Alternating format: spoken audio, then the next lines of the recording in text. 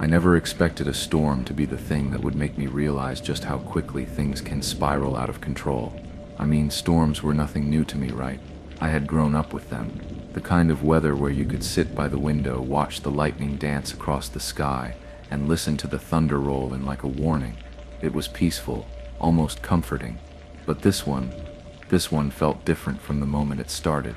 I had just finished scrolling through Reddit, lost in some random threads when the power flickered, then went out completely. At first, it didn't bother me. Honestly, I was kind of used to it. The storms here always knocked out the power at least once or twice a week. It was just part of the deal. So I grabbed my phone, checked the battery, and continued scrolling, hoping the storm would pass quickly. But the wind, that's what got me. It wasn't like the usual storm wind. It was unpredictable. One moment it would be calm, then suddenly it would howl, shaking the house, making the windows rattle. It was strange. The kind of wind that felt like it had a mind of its own. As I sat there, I tried to convince myself it was nothing, just a normal storm, right? But my gut kept twisting, like something was off. I couldn't put my finger on it. Something about the way the wind whipped through the trees outside didn't sit right. It was like the air itself was holding its breath, waiting for something to happen. And I didn't know it then, but that was the moment when things started to unravel. That storm was just the beginning of something much worse, something I never saw coming. I can still remember how the air shifted when I stepped out of my room that night. It wasn't just cold, and it wasn't just windy. It was off. You know that feeling when something doesn't quite fit, like the world around you has been altered just enough to make you uneasy, but you can't pinpoint how or why.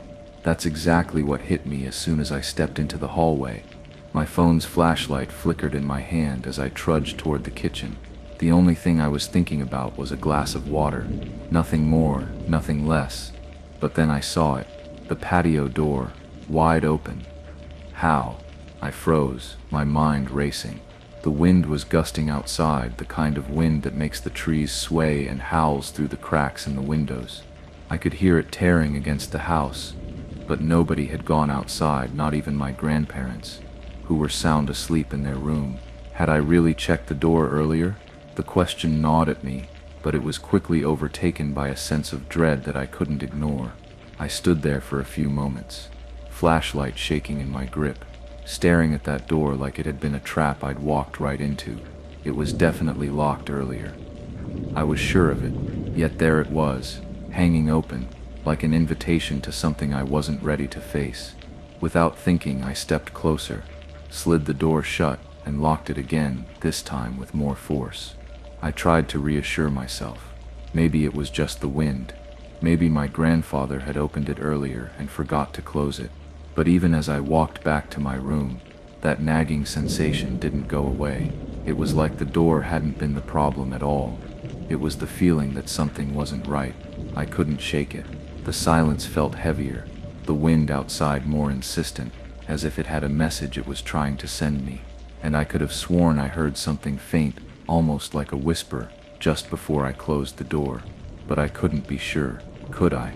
I'm not sure what I was expecting when I got back to my room, but it sure wasn't this. I had convinced myself it was just nerves, just a bit of a late-night panic mixed with the storm outside, the weirdness of the open door. It had to be nothing, right? I crawled back into bed, the flashlight still clutched in my hand, though I was trying my best to calm myself down. It was hard to sleep after that strange feeling lingering in the air, but I kept telling myself, "You're fine, nothing happened." But then I heard it, a slight bump. It was soft at first, barely noticeable, like something shifting, something light and almost intentional. My stomach flipped, and a cold rush of panic gripped me. My heart froze like it knew, like it had already realized what my brain hadn't yet. That sound, so faint, so wrong, came from underneath the bed. No, not under the bed. I could feel my body tensing up, and for a split second, I wanted to ignore it, pretend it wasn't real. Maybe it was just the wind outside, or maybe it was something in the house creaking, but then I couldn't stop thinking about it. I couldn't not look.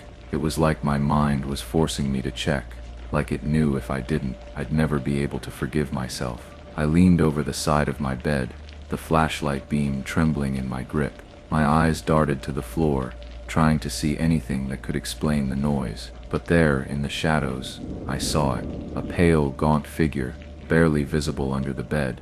But its eyes, they were unmistakable, bloodshot, wide, and staring. And the smile, I don't know if I can even call it a smile. It was twisted, wrong, like something made from a nightmare, something that shouldn't exist in the real world. My body went numb. I could feel the panic rising in my chest, suffocating me, like I couldn't breathe. Was I losing it? Was this some kind of hallucination? I didn't know. All I knew was that I couldn't stay there. Not with that thing staring at me. Not with the room feeling so small and so suffocating. I had to get out. I don't even know what I was thinking in that moment.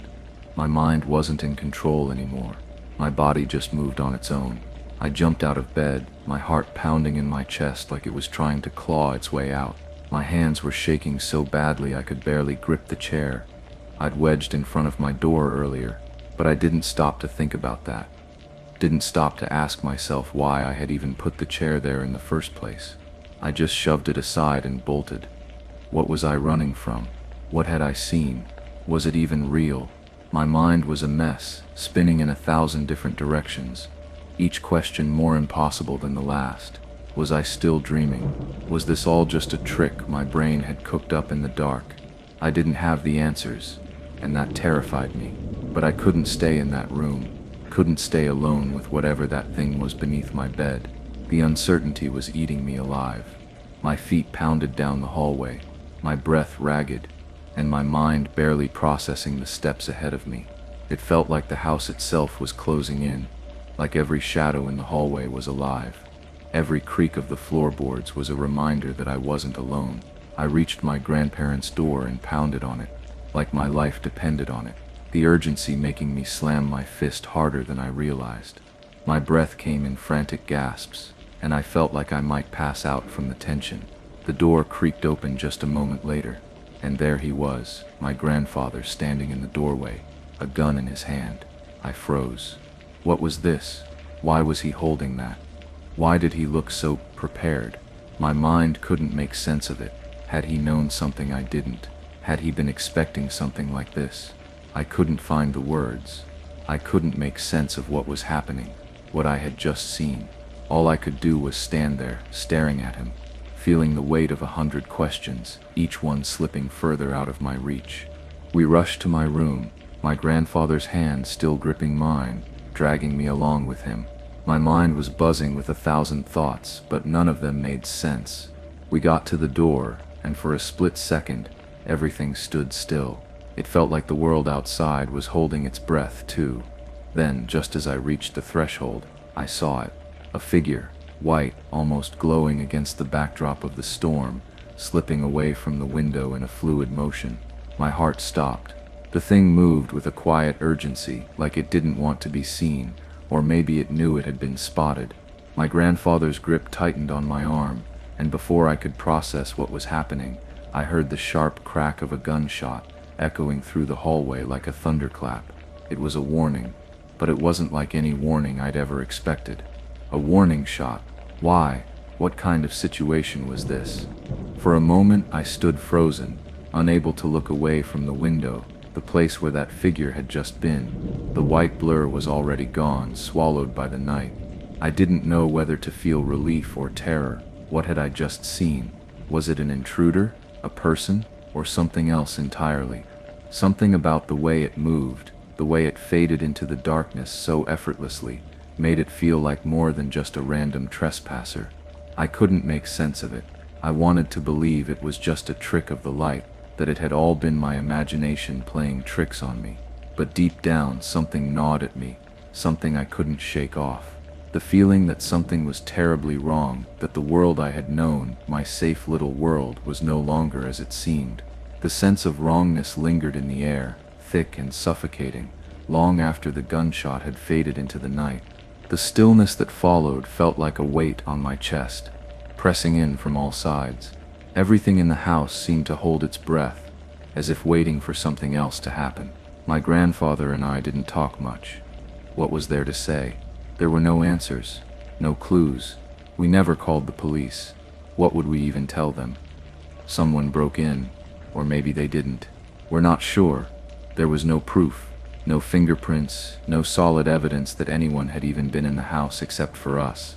And yet, the image of that pale face, that sickly smile, God, it kept coming back. It wouldn't leave me. It was like it was burned into my brain. I kept replaying the moment over and over in my head. I couldn't shake the feeling that something had slipped through our fingers. What if we missed something? What if that wasn't the end of it? Could it have been some kind of warning? Was there more to this than just a random person wandering in? Was I losing my grip on reality? Every little creak of the house, every gust of wind made my heart race, and my eyes darted nervously to the door. The house felt different now, quieter, maybe even emptier. It was like the air had thickened, like the walls had somehow closed in around me. I couldn't sleep, couldn't shake the feeling that we'd only scratched the surface of something much darker. Something was wrong, and we had no way of knowing just how deep it went. Every corner of the house felt like a threat now. Every shadow seemed too long, too stretched out. I kept hearing things, whispering sounds that didn't belong. Maybe it was just my mind playing tricks on me, but I couldn't shake the nagging feeling that we were being watched, that whatever had happened that night wasn't over, not by a long shot. The storm had passed, but the air still felt heavy, thick, with something I couldn't name. It was as if the house itself had absorbed the tension, and now it was always there, pressing down on me. The sense of dread didn't leave. It lingered in every shadow, in the quiet moments when I let my guard down for just a second. I kept looking over my shoulder, half expecting to see something or someone standing behind me. My grandfather and I worked quickly to put extra locks on every door, reinforced every window. We even installed some new security cameras, hoping that would help us feel safe. But deep down, I knew it wouldn't really change anything. Could those locks keep us safe? Could a camera stop whatever it was that had happened? I started to wonder if we'd just been lucky that night. Maybe next time there wouldn't be a warning. Maybe next time we wouldn't have the chance to react. It felt like there was something waiting, something patient, something that knew exactly when to strike. But what was it? What had we been dealing with? I couldn't stop thinking about it. Couldn't stop wondering if I was missing something. Some clue that would explain it all. But nothing made sense. I kept replaying the scene in my head, trying to understand, trying to put the pieces together. There were too many questions and no answers. I still don't know what happened that night, and I don't think I ever will. There's a part of me that wishes I could forget it, that I could let it all go and move on. But every time I close my eyes, I see that smile, that twisted, empty smile.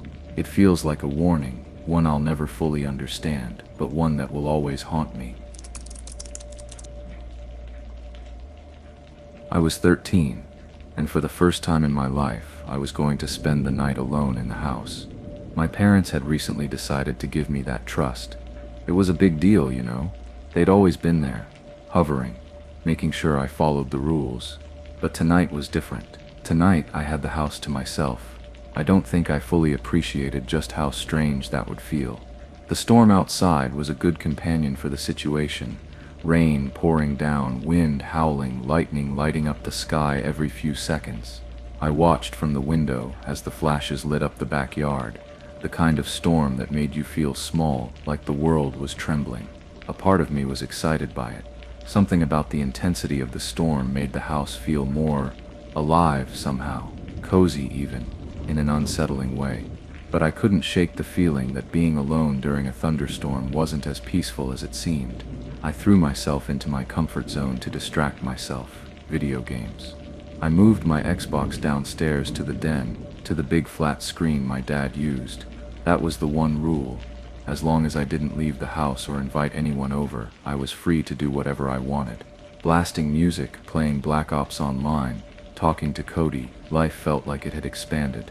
It should have been just perfect. Except something kept gnawing at me. Being alone was strange. I didn't realize back then how isolating it could feel, even in your own home. The storm wasn't the only thing that felt like it was closing in on me. There was something else, something I couldn't place. Something about the stillness, the quiet moments between thunderclaps, made me wonder if I really was as alone as I thought. It must have been past midnight when it happened. I'd gotten comfortable deep into the game, headset on, completely tuned out from the storm outside. The kind of focus where time melts away. But then the doorbell rang, just once. It didn't register at first. I paused, pulled the headset off slowly. I thought maybe I'd imagined it, but then there it was again, short, sharp, unmistakable. I didn't move right away. I just sat there on the couch, heart ticking faster, like it knew something I didn't. My parents wouldn't ring the bell. They had keys, and no one else had any reason to show up at our house. Not this late, not in weather like that. I muted the game, let the silence fill up the room. Rain still hammered the roof. Thunder, distant but constant. Then I heard it, a voice, muffled and low.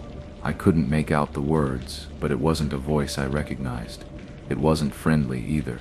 Something about the tone. It was too calm, too steady. Like whoever it was had been standing there for a while, waiting, knowing I was inside. I didn't go to the door.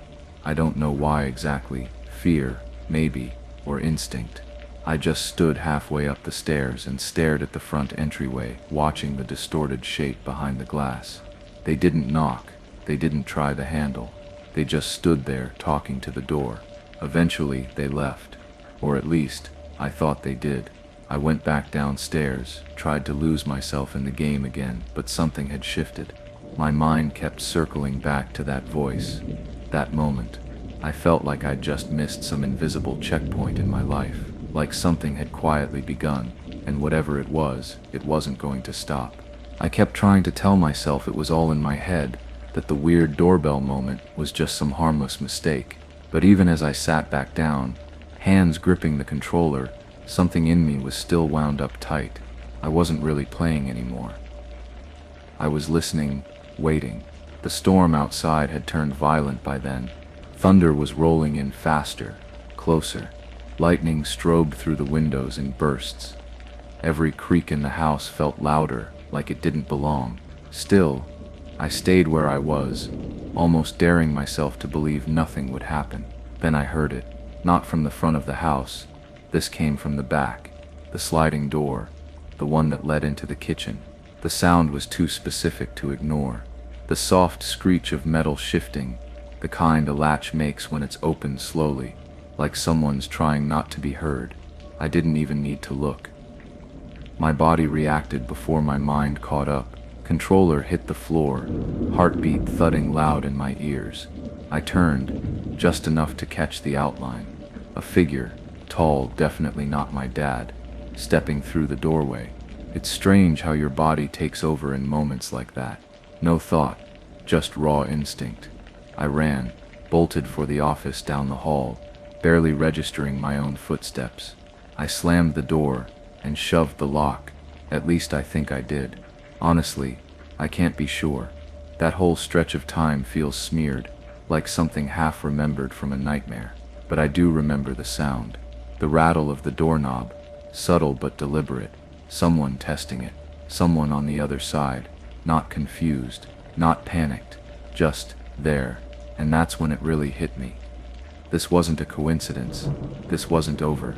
I don't know how long I stood there, back pressed against the office wall, the storm rumbling somewhere behind all the noise in my head. My heart was going like it was trying to break out of my chest, and every little creak of the house sounded amplified, like the building itself was holding its breath with me. The doorknob started rattling again, harder this time. Then came the knock, sharp, deliberate, not like someone unsure or looking for help. It was the kind of knock that meant they already knew you were in there. The kind that didn't care if you were scared. Then his voice came back, and I swear it wasn't the same voice I'd heard at the front door earlier. There was no calm in it now. It was louder, rougher. He was trying to sound like he needed help, but there was something rehearsed about the way he said it. I just need the phone. Just open the door. It's raining, I'm not trying to scare you. But every word just made it worse. The way he said it didn't match what I was feeling. He didn't sound like someone in trouble. He sounded like someone losing patience. Then the banging started, no more knocking, just fists slamming against the wood like he meant to come through it. It wasn't just noise anymore. It felt like a countdown, like I had only seconds to figure out what the hell to do. but I didn't move. I couldn't. My whole body had locked up. And that's when the real question started looping in my head. How did this even happen? How did something that started with a doorbell turn into this? I didn't know. I still don't. I don't even remember deciding to run. I just knew I couldn't stay in that room. I was shaking so bad I could barely press the garage door button, but somehow I did. That motor kicked on with a groan loud enough to wake the dead, echoing through the whole house like a warning bell. I winced, half expecting the office door to burst open behind me. It didn't. Not yet. The door crawled up painfully slow, like time itself had decided to drag this out. I ducked down, heart punching my ribs, and slipped beneath the door just high enough for me to squeeze through. The air outside hit me like ice. I was already drenched before I hit the end of the driveway, the rain slicing sideways in sheets, thunder rolling low and constant above me. I didn't have a plan. I didn't even have shoes. I was just running, soaked socks slapping against pavement, lungs burning. Every few steps, I kept looking over my shoulder, convinced I'd see him. That figure from the kitchen, that voice at the door. I didn't see him, but that didn't stop the panic. Every window, every corner felt like a set of eyes. Julian's house wasn't far, 4, maybe 5 houses down, but it felt like miles. My legs weren't working right, like I couldn't get enough air to keep them moving. I finally hit the front porch and started hammering on the door. And when it opened, when I saw him standing there, confused, probably wondering what the hell was going on, I just collapsed. I couldn't explain anything. Not then.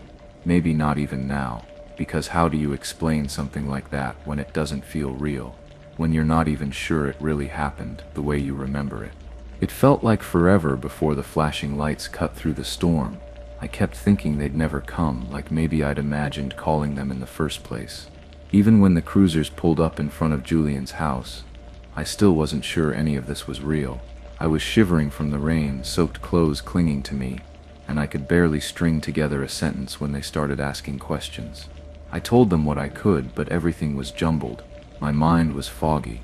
I didn't have a timeline, just pieces, images, sounds, that feeling in my gut that something had gone wrong before I even knew it had. They wanted to know how he got in. I didn't have an answer. Was the door unlocked? Had I forgotten? Had he been watching the house for a while? I didn't know.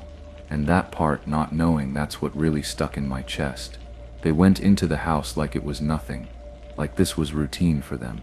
I stayed outside, pacing in the cold, watching the rain hit the pavement in rapid pulses. The thunder had eased up a little, but it still rumbled now and then, distant and tired. I kept my eyes on the house. I kept expecting him to come out first. I thought maybe it would be a mistake. Maybe they'd find nothing, and I'd have to explain myself again and again and again, trying to convince people I wasn't just a scared kid overreacting to a storm. But they came back with him, cuffed, and seeing him like that, real, undeniable, no longer just a shadow or a voice, I don't know.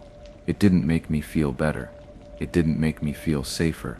It made everything feel worse, because now there were no excuses left. It did happen. After they drove him off, I expected some kind of relief to sink in, but it didn't. I just stood there watching the taillights disappear down the road, thinking that maybe I could breathe now, but I couldn't. One of the officers stayed behind, said he needed to wrap things up, but the way he lingered made me uneasy. At first I figured it was normal, maybe he was just being thorough, but it didn't feel that way. He kept looking at me like he was trying to read something behind my eyes, not just concern, not sympathy, more like suspicion. Like he didn't quite believe me, and the questions, they didn't feel routine. He kept circling back to certain details. Asked me twice if I was sure I didn't recognize the man, if I'd ever seen him before, if maybe I'd invited someone over and forgot. What kind of question is that? I started wondering if maybe I wasn't making sense. My brain was still scrambled, but even then, something about him felt off. He wasn't like the other officers. They moved quickly, followed protocol, looked tired and annoyed. He didn't. He was patient, too patient. Calm in a way that didn't match the situation. Like he wasn't shocked at all by what had happened. Like this wasn't the first time he'd seen something like this. Or maybe worse, like he already knew how this would play out. I started second-guessing everything. Had I said something wrong? Was I missing some part of the story that he could see? The way he looked at me, I couldn't shake it. It's like he knew something I didn't, or maybe I was just seeing things that weren't there. But if that were true, why did it still bother me this much? It was supposed to be a nice weekend getaway. Cass and I were headed upstate, just the two of us, to my family's mobile home. You know, one of those cozy places that sits way off the beaten path. You've seen them, kind of small, not much more than a box on wheels, but it has a certain charm, especially when you're trying to get away from the noise of the city. We were looking forward to it, honestly. A break from work, from the usual grind, but I remember something felt off from the moment we started the drive.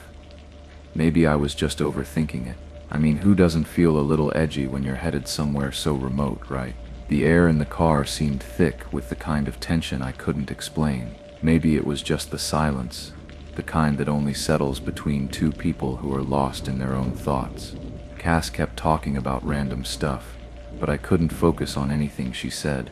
The road stretched out before us, endless, with the trees getting thicker, the houses fewer, and the sky starting to feel too heavy. I kept telling myself it's just the anticipation. Maybe I was just tired. Maybe I had too much on my mind. But when we finally pulled up to the mobile home, I felt it again.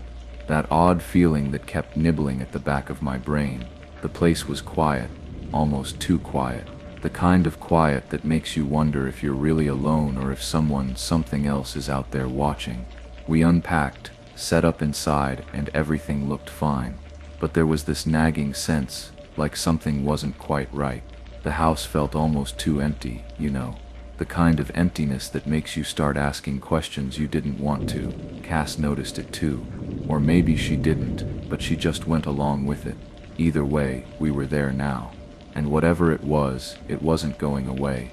It was one of those lazy afternoons, the kind where you're just killing time, not really thinking about anything in particular. Cass and I decided to get out and do something archery for her. Dirt biking for me. Standard stuff, really. Nothing too thrilling, but it was something to do to pass the time, you know. The sun was up. Everything seemed normal at first, but that's the thing. It was almost like the calm before the storm, literally and figuratively. I remember the moment the sky started to shift. You know, when the air just changes, when you can feel it in your chest before the clouds even start to roll in. I thought I was just being dramatic at first, but then it kept happening. The wind picked up, and not in that refreshing kind of way that cools you off on a hot day. No, this was a heavier kind of wind, the kind that presses against you, making the world feel like it's holding its breath. The sky went from clear to dark in what felt like minutes, and I couldn't shake that sensation, like something was building, something about to burst, but we were just waiting. The calm before it all. The trees rustled, but not in the usual way.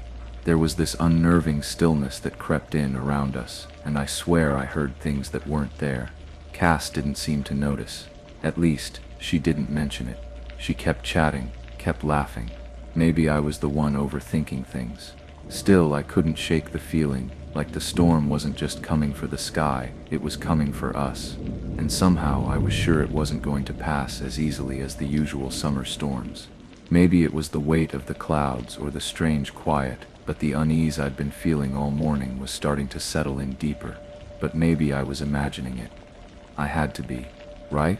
We were out on the deck, just watching the storm roll in. The sky split open like it was cracking apart, and then the thunder loud, shaking, almost like it was trying to knock us off our feet. The sound hit so quickly after each strike it felt like the earth itself was responding to the chaos above us. It was wild, but kind of beautiful in a terrifying way. For a moment I let myself get caught up in it. The power of it, the rawness of the storm. It felt like nature's own performance, and I almost wanted to lean into it, to feel it wash over me. But then, I heard something. At first, it was just a faint sound, something that didn't quite belong. Voices, maybe? At least that's what I thought I heard. And they were coming from the woods, from deep in the trees, where the storm was turning everything into a blur of shadow and rain. It didn't make sense, not in this kind of weather. No one could be out there, I mean, who would be, right? The rain was coming down in sheets. The wind was howling. It was dangerous. I could barely even hear myself think over the noise of it. But there it was again. Faint, distant voices, drifting through the storm. I felt a chill crawl up my spine. My heart sank. Something wasn't right. I stayed frozen for a moment, just staring out into the rain-soaked woods. Why wasn't I reacting more? Why wasn't I panicking? I should have gone inside, grabbed my phone, done something, but I didn't. I just stood there, confused, trying to make sense of what I was hearing, or maybe just hoping it was nothing. But it didn't feel like nothing. No, it felt like something real, something close. Who was out there? Who the hell would be out in this mess? The storm raged on, but now it felt different. Like it wasn't just a storm anymore. It felt like something bigger was coming, and we were right in the middle of it. I couldn't shake it off. That nagging feeling gnawing at me. What had I heard? Who was out there? I couldn't let it go. Something pushed me to move, to check it out, even though every logical part of me screamed not to. Maybe it was the storm, the way everything felt out of place, unsettling, but I had to know. So there I was, standing on the deck in the pouring rain, squinting into the sheets of water that blurred everything beyond the property line. The world had turned into this chaotic blur of wind, rain, and shadows. It was like looking into an abstract painting of nature's fury, but even in the storm, there was something, someone.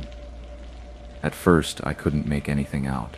It was just a silhouette, vague and indistinct, too far away for me to be sure.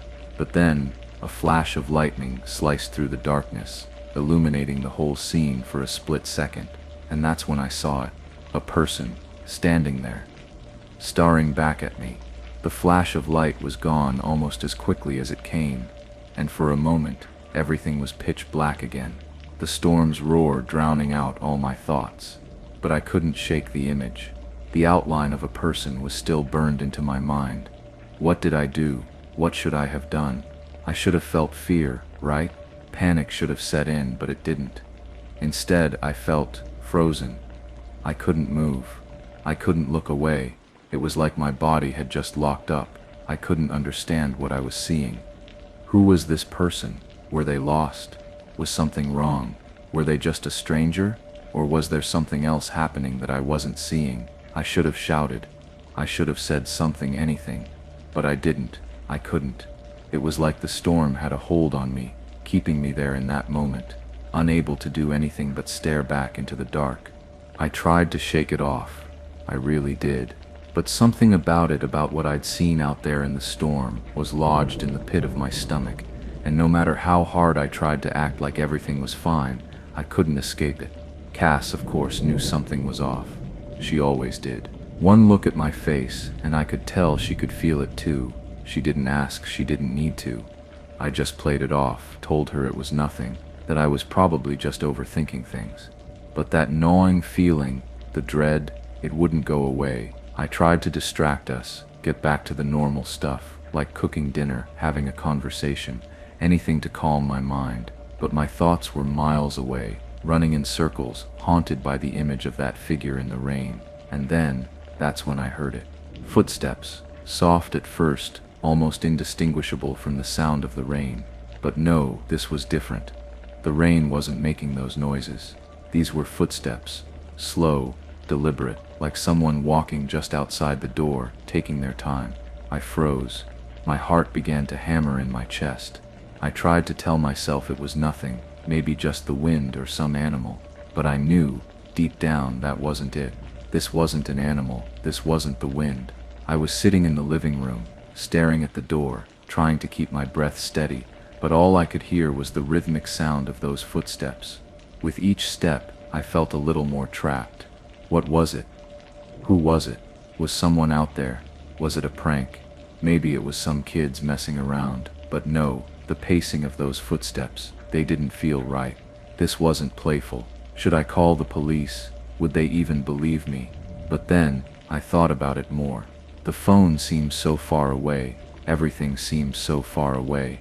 There were no clear answers, no way to just deal with this. What was I supposed to do? I couldn't even say what was happening with certainty, and that uncertainty ate at me. The steps came closer, closer until they stopped, and the silence that followed, it was suffocating. I've never been able to shake that noise. The sudden thud that rattled the bedroom window.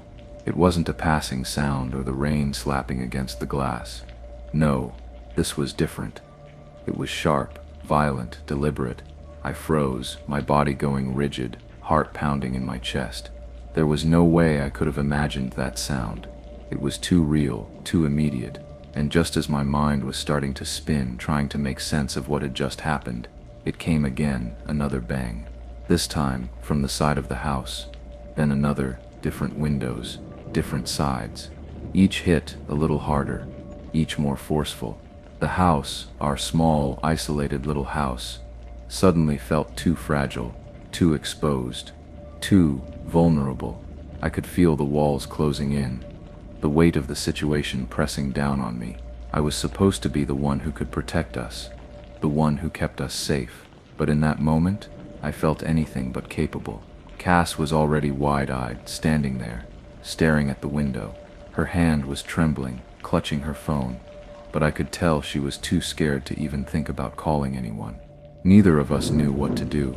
We were out here, miles away from anyone, in the middle of nowhere, and I had no idea who or what was on the other side of those windows. I didn't even think about it. I grabbed the rifle from its spot, the cold metal heavy in my hands, and I loaded it right in front of her. I don't know why I did it like that.